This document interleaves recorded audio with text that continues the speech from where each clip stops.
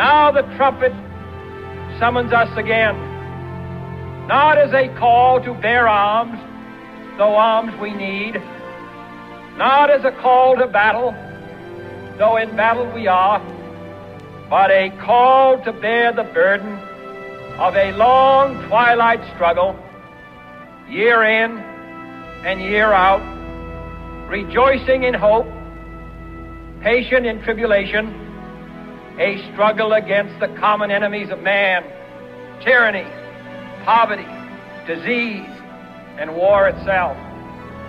The inauguration of John F. Kennedy ignited a wave of excitement in a world exhausted by 2 world wars and now caught up in a Cold War that appeared to threaten nuclear Armageddon. He was the youngest man ever to become president, and his inaugural address was filled with energy, determination, idealism, and hope. Let the word go forth from this time and place to friend and foe alike, that the torch has been passed to a new generation of Americans born in this century, tempered by war, disciplined by a hard and bitter peace, proud of our ancient heritage, and unwilling to witness or permit the slow undoing of those human rights to which this nation has always been committed and to which we are committed today at home and around the world. Although fully 25% of Americans were Catholic by 1960, Kennedy was America's first Catholic president. He was also a longtime member of the Knights of Columbus, having joined soon after coming home from the war in the Pacific in 1946. And as president, he happily welcomed Supreme Knight Luke Hart to the White House. But in November 1963, his life and presidency were suddenly and tragically ended by an assassin's bullet. A nation in shock watched in stunned silence the unprecedented live television coverage of his funeral and the slow, sad procession toward Arlington National Cemetery.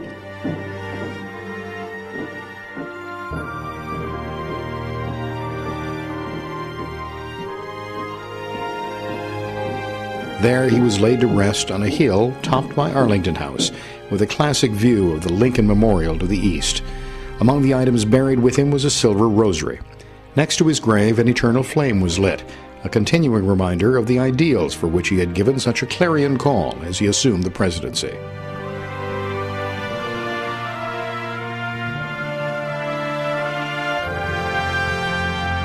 The following year, work was begun on a visitor's area next to the gravesite, along with a low granite wall on which were engraved 6 quotes from Kennedy's inaugural address. The work was done by a young 24-year-old stonemason from Rhode Island named John Everett Benson, who worked with the Kennedy family to determine what would work best. The engravings have been seen and read by tens of millions of visitors over the past decades, but time and weather gradually took their toll, and the words became increasingly hard to read. In August 2010, when the Knights of Columbus held its 128th annual convention in Washington, D.C., Supreme Knight Carl Anderson, the other officers, and Supreme Directors paid a visit to Arlington National Cemetery. While visiting the Kennedy gravesite, they realized that the engraving on the wall was badly in need of restoration. They discussed it over dinner that evening, resolving to do something about it before the 50th anniversary of the speech, which was barely 5 months away. The Knights of Columbus offered to underwrite the cost of the restoration, and officials at Arlington National Cemetery quickly agreed to accept the gift. Gordon Ponsford, who has done similar work at more than a dozen sites in Arlington National Cemetery in recent years, was chosen for the job. In this speech, it says, ask not what your country can do for you, but what you can do for your country. And I feel how the Knights of Columbus really took that meaning to heart in taking care of this project and taking care of our country's history. On the day the work actually began, on October 27th, Ponsford was joined by the man who had done the original work, John Everett Benson, who had come down from Rhode Island to offer a few tips and reminisce a little bit as well.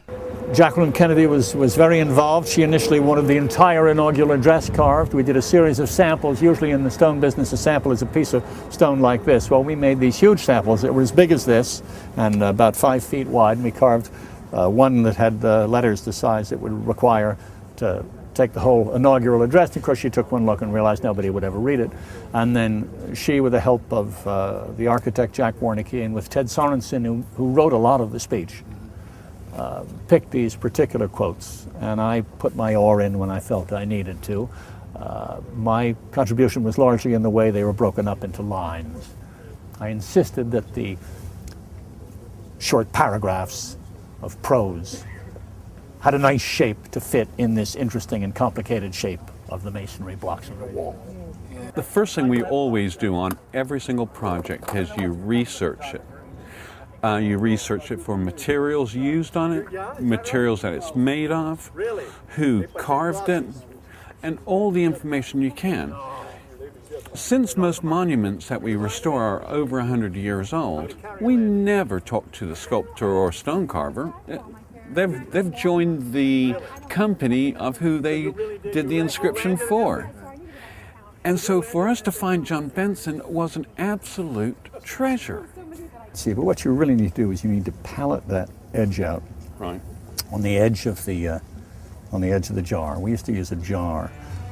Put the lithograph in a jar, a baby food jar, and just palette it. And then if you carry that paletted edge right over, you will get one whole side to the letter. Right. And then you get the other side. And the whole trick is keeping the whole letter wet.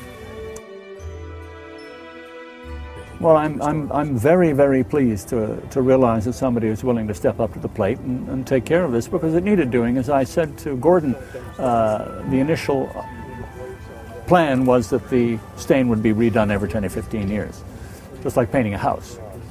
And Arlington said, oh, we'll take care of that, we'll take care of that. But of course it's an expensive thing to do, and Arlington is, like every big organization now, is pressed with rising costs. A whole number of cemeteries have gone broke because they run out of money, spend the endowment. And so I think Arlington itself is one of our great, great national monuments. And I think it's wonderful that the KFC has come to give them a hand with this particular job. You know, there's a great project for the Knights of Columbus. It shows how they really adhere to, Kennedy's speech of what can we do for our country. And I think more people need to take that motto to heart. And so, my fellow Americans, ask not what your country can do for you, ask what you can do for your country.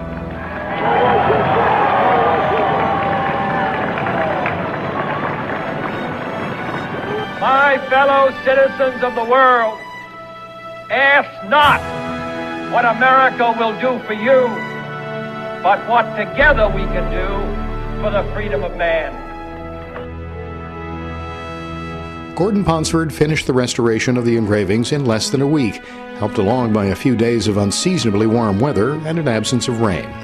And so on January 20th, 2011, the 50th anniversary of one of the most famous and eloquent speeches in American history, visitors to the late President Kennedy's gravesite could once again read and remember the phrases that inspired the nation and the world. The rights of man come not from the generosity of the state, but from the hand of God.